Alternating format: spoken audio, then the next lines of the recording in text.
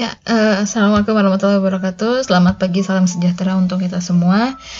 Alhamdulillah bisa bertemu lagi ya dengan di pembelajaran sejarah minggu ke berapa ini ya? Minggu kesekian. Sekarang kita sudah mulai masuk ya ke tematik, jadi perjurusan sekarang. Dan untuk pertemuan kali ini mungkin sedikit berbeda dari pertemuan sebelumnya ya. Sekarang kita coba dengan metode seperti ini dulu, hanya memperlihatkan PowerPoint dan audionya saja.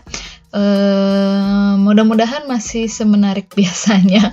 Gak tahu sih biasanya menarik apa enggak ya. Oke, sekarang nanti mungkin minta kritik dan sarannya juga ya, siapa tahu apakah metode seperti ini lebih enak atau seperti apa. Oke, karena minggu ini sekarang kita sudah masuk ke tematik perjurusannya ya, dan udah bukan sendiri-sendiri ya, maksudnya udah beda-beda materinya ya, dan juga sekarang beda cara mengajarnya. Sekarang juga ibu sendiri aja dulu ya, nggak biasanya kan sama Bu Nofrisa berdua, sekarang sendiri. Oke, untuk akuntansi seperti yang sudah disampaikan sebelumnya bahwa nanti untuk akuntansi ini kita akan belajar mengenai sejarah akuntansinya dulu kan ya. Sejarah akuntansi muncul di pertama kali di dunia gitu seperti apa, lalu sejarah akuntansi di Indonesia, sistem akuntansi yang ada di Indonesia, dan juga nanti kita bahas mengenai kebijakan-kebijakan ekonomi yang ada pada masa penjajahan kolonial dan juga sampai ke masa setelah kemerdekaan seperti itu ya. Oke, mungkin langsung mulai aja ya untuk History of Accounting ya.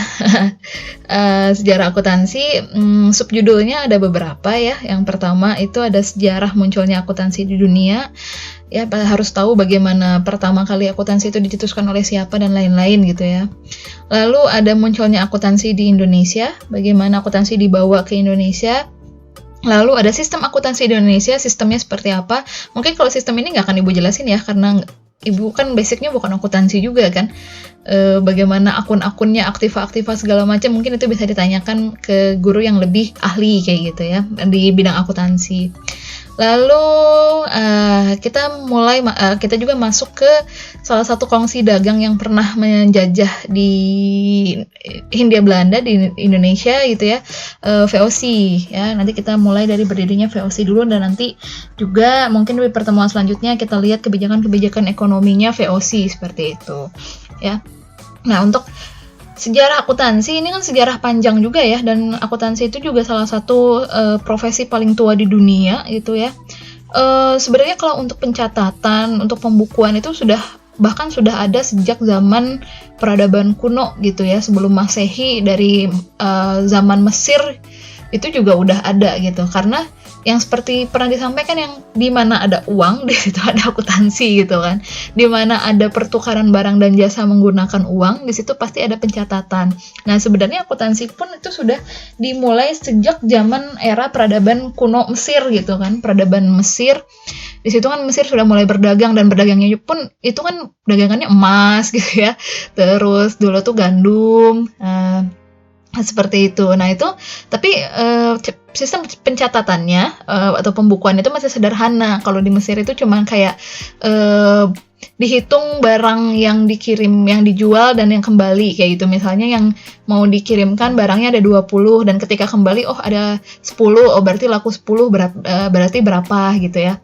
Si keuntungannya, si pemasukannya seperti itu. Itu kan sebenarnya sudah mulai masuk ke pembukuan kayak gitu, supaya rapih bagaimana dan supaya tidak rugi seperti itu. Itu udah dari zaman Mesir kuno.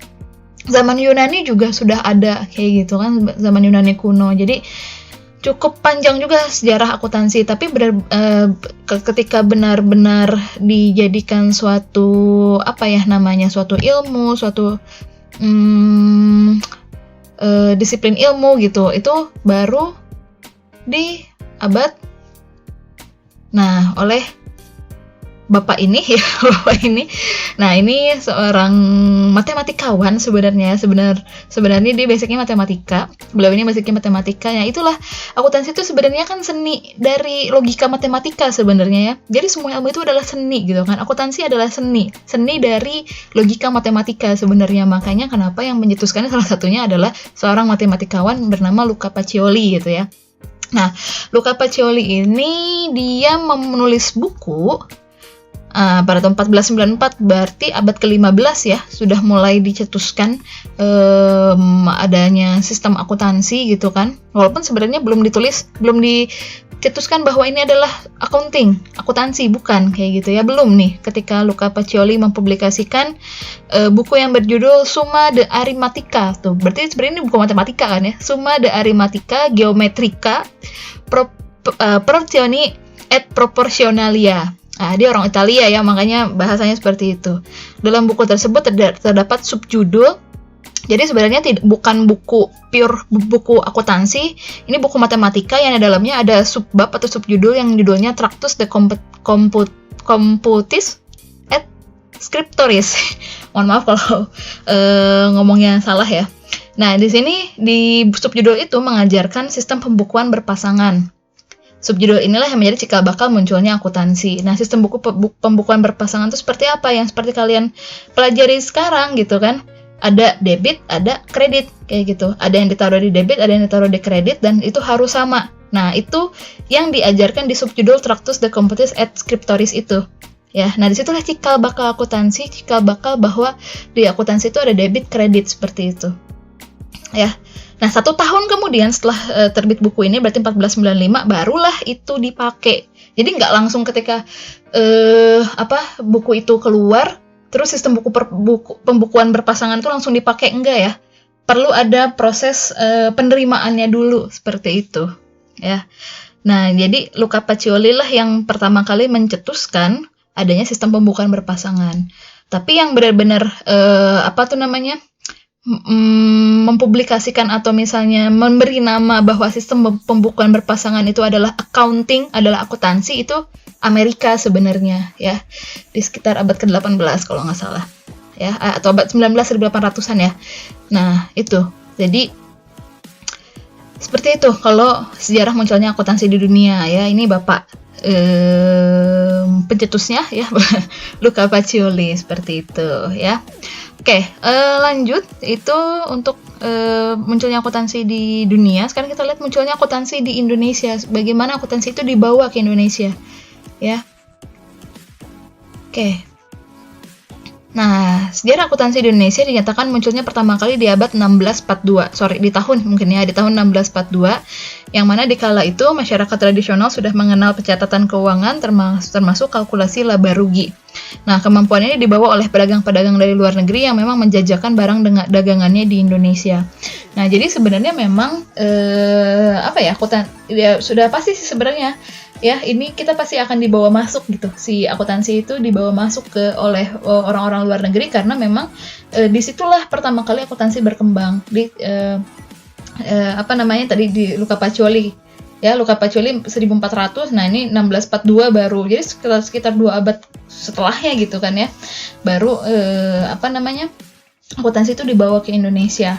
Nah, nanti begitu berdirinya VOC gitu kan, barulah di situ muncul sistem tata buku. Nah, ini tata buku dan akuntansi itu berbeda ya.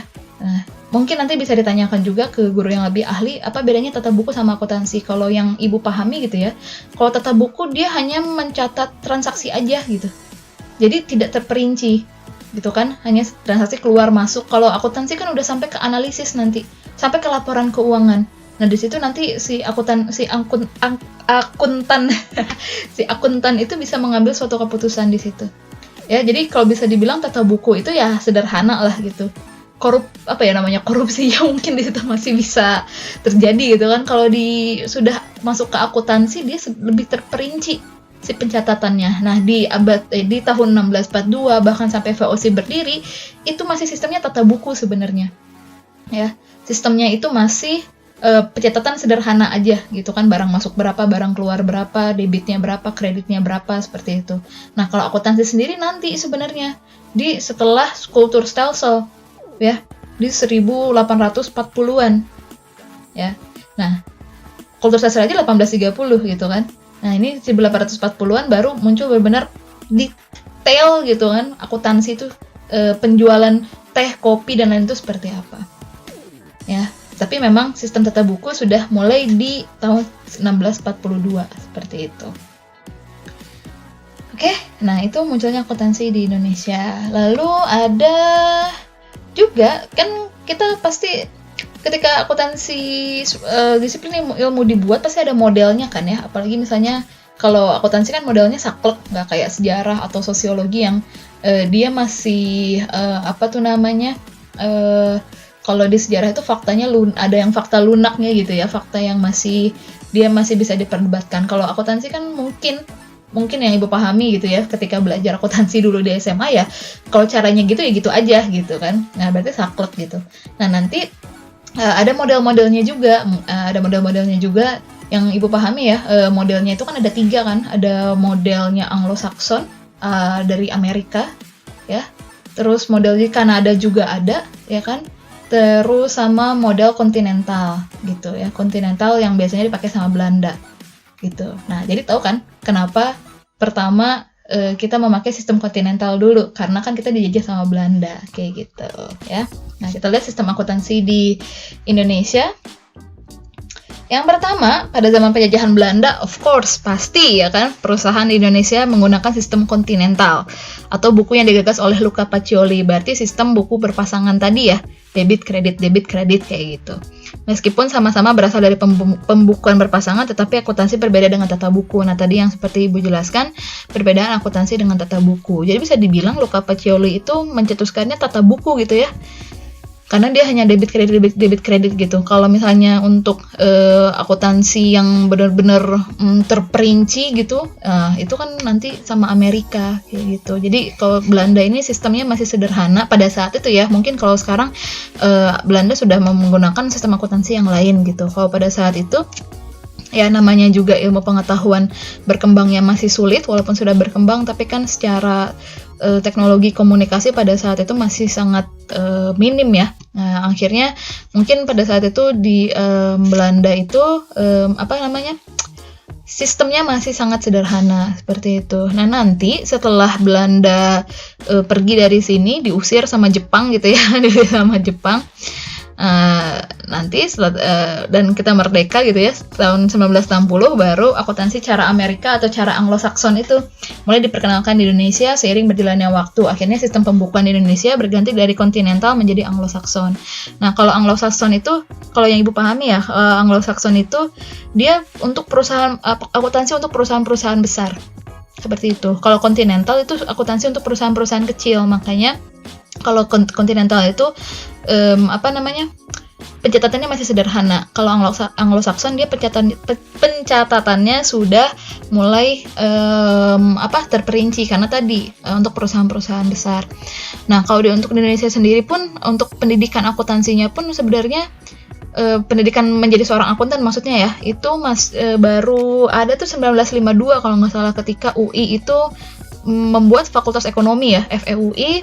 Nah, di situ barulah muncul jurusan akuntansi juga di beberapa universitas lainnya seperti UGM dan lain-lain seperti itu.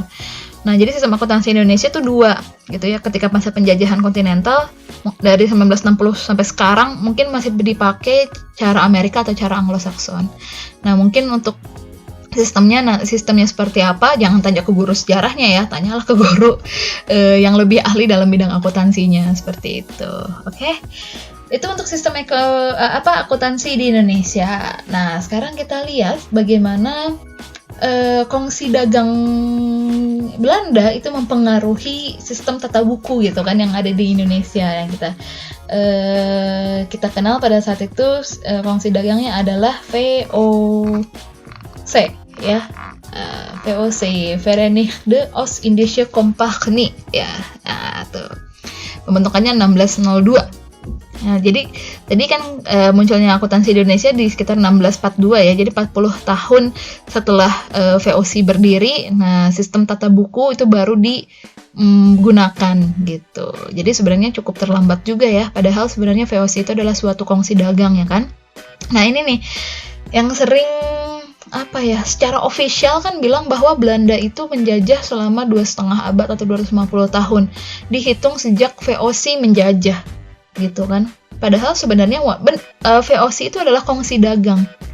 Ya, perkumpulan para pedagang-pedagang Belanda, perusahaan-perusahaan Belanda dia melebur jadi satu yang akhirnya membentuk suatu perkumpulan atau persekutuan dagang gitu.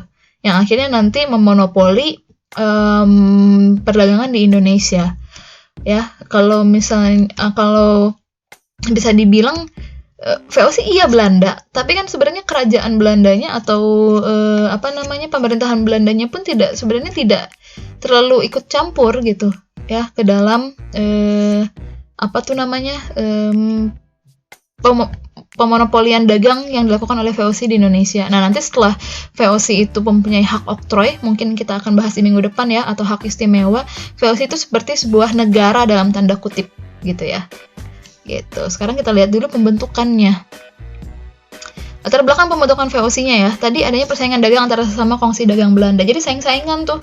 Ya kan, saing-saingan. Nah, bagaimana caranya supaya mereka itu tidak bersaing ya? Udah bersatu aja kan. Kalau simpelnya seperti itu. Terus mengatasi perdagangan dengan kongsi dagang Inggris atau EIC gitu ya. Nah, jadi supaya bersaing sama sesama pedagang Belanda, juga bersaing sama kongsi dagang Inggris gitu kan. Yang kalau Inggris dia udah bikin kongsi gitu, udah bikin perkumpulan dagang gitu kan. Terus, itu latar belakangnya. Tokohnya untuk pembentukannya, yang membentuknya adalah namanya The Heren 17 atau 17 direksi berpusatnya di Amsterdam. Nah, ini The Heren 17 itu merupakan petinggi-petinggi perusahaan tersebut gitu kan. Ya, 17-nya siapa aja, ya ibu juga nggak apal ya siapa-siapanya gitu ya. 17 perusahaannya siapa aja, silakan mungkin kalian bisa cari ya, cari sendiri. Nah, The Heren 17 itu nanti dia mengendalikan bagaimana jalannya VOC itu yang berpusatnya di Amsterdam seperti itu. Lalu untuk gubernur jenderal pertamanya adalah Pieter Both. Ya, Pieter Both. Nah, gubernur jenderal pertama VOC dan nah ini yang uniknya gitu ya, bukan di Batavia dulu atau di Jakarta sekarang ya. VOC itu dulunya berpusatnya di Maluku seperti itu ya, di Maluku. Karena Maluku pada saat itu memang pusatnya lada, rempah-rempah gitu ya. Nah, nanti pusat VOC itu dipindah ke Batavia oleh J.P. Koen atau Jan Pieterszoon Koen di 1619. Jadi 17 tahun setelah VOC berdiri barulah pusat perdagangan VOC yang asalnya di Maluku dipindahkan ke Batavia oleh J.P. Koen seperti itu. Nah, itu untuk pembentukan VOC. Jadi sekali lagi ya, VOC itu kongsi dagang, persatuan para pedagang-pedagang, perusahaan-perusahaan yang pada saat itu bersaing dengan ketat untuk memonopoli perdagangan rempah-rempah. Kenapa rempah-rempah? Nah, ini nih yang dicari sama Belanda, sama Eropa pada saat itu adalah rempah-rempah. Kenapa kayak gitu ya, panjang lagi ceritanya gitu kan. Panjang lagi ceritanya. Nanti kita harus tahu keadaan di Eropanya seperti apa. Ini sebenarnya tergantung kalian nih mau diceritain apa enggak sebenarnya.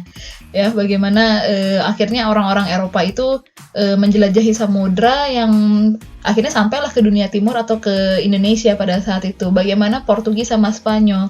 Jadi berarti sama Spanyol menjelajahi samudra dan sama-sama ketemu di Maluku. Padahal jalur perdagangannya berbeda, pelayarannya berbeda gitu kan. Ya, yang mesti ditekankan Belanda atau VOC ini bukan negara barat pertama yang masuk ke Indonesia pada saat itu. Ya, nah ini terserah kalian nih mau ceritain apa enggak nih. Kalau misalnya mau diceritain mungkin abis ini kali ya, maksudnya abis tematik ini gitu. Oke, mungkin cukup segitu aja dulu ya mengenai bagaimana akuntansi lalu berdirinya VOC. Minggu depan kita lihat kebijakan-kebijakan ekonomi yang digunakan oleh VOC, oleh pemerintahan kolonial Belanda, dan mungkin nanti kita lihat juga bagaimana kebijakan ekonomi yang ada di zaman setelah kita merdeka, seperti itu. Oke, mudah-mudahan masih belum puas, silakan ditanyakan, kita diskusikan. Mudah-mudahan bermanfaat, dan jangan lupa mungkin kalau ada kritik, saran, komentar mengenai apakah metode ini menarik atau seperti apa, silakan disampaikan ya. Oke, semoga bermanfaat. Sampai ketemu lagi minggu depan. Assalamualaikum warahmatullahi wabarakatuh. Bye bye. Cut.